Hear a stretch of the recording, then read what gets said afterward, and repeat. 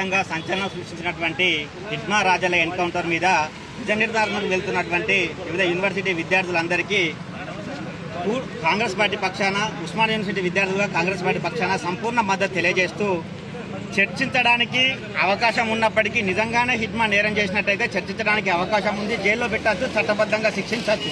అలాంటిది ఎలాంటి అవకాశం లేకుండా పూర్తిగా రాజేలను, హిడ్మాలను, మిగతా వాళ్ళ సహచరులందరినీ ఎన్కౌంటర్ చేయడం అనేది సభ్య సమాజానికి, ఆదివాసీ సమాజంతో పాటు మైదాన ప్రాంత సమాజానికి కూడా అనేక అనుమానాలకు తాపిస్తూ ఉన్నది.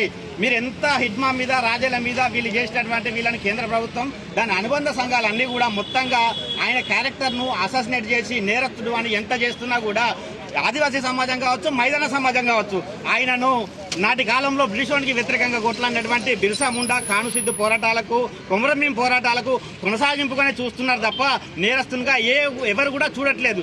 ఎందుకంటే మీరు కార్పొరేట్ పాలక వర్గాలు అందరూ మీరు ఆదివాసీల కోసం పనిచేసినట్టయితే నిజంగానే నమ్మేవాళ్ళేమో. మీరు ఇమ్మీడియట్లీ అక్కడ ఉద్యమము కొంత నిర్మూలించబడడంతో Lloyd company, Adani company, Ambani company వీళ్ళందరూ కలిసి అక్కడ పర్యావరణాన్ని విధ్వంసం చేస్తూ నష్టపరుస్తున్నారు. కాబట్టి బయటి సమాజం అంతా కూడా, ఆదివాసీ సమాజం మొత్తంగా మీ మీద అనుమానాలు ఉన్నాయి. ఈ అనుమానాలన్నీ నిర్వీర్యం చేయడానికి, వాస్తవాలను ప్రజలకు చెప్పడానికి యూనివర్సిటీ విద్యార్థులుగా, వివిధ యూనివర్సిటీ విద్యార్థులు అందరూ పోతా ఉన్నారు. దీనికి మేము స్వాగతం తెలియజేస్తూ కాంగ్రెస్ పార్టీగా పూర్తి మద్దతు తెలియజేస్తూ ఉన్నాము. అంతేకాకుండా ఇప్పటికైనా కేంద్ర ప్రభుత్వం వాళ్ళ పద్ధతి మార్చుకొని వాళ్ళతో చర్చలు చేయాలి అని మేము మాట్లాడుతూ ఉన్నాం. చర్చలు చేస్తే ఏమవుతుంది, నిజంగానే మావోయిస్టు పార్టీ చెప్పే రాజకీయాల లోపల చర్చలు చేస్తే వాళ్ళ రాజకీయంలో బలం లేకపోతే ప్రజలు వాళ్ళు విస్మరిస్తారు కదా. మీకెందుకు అంత భయం అవుతుంది?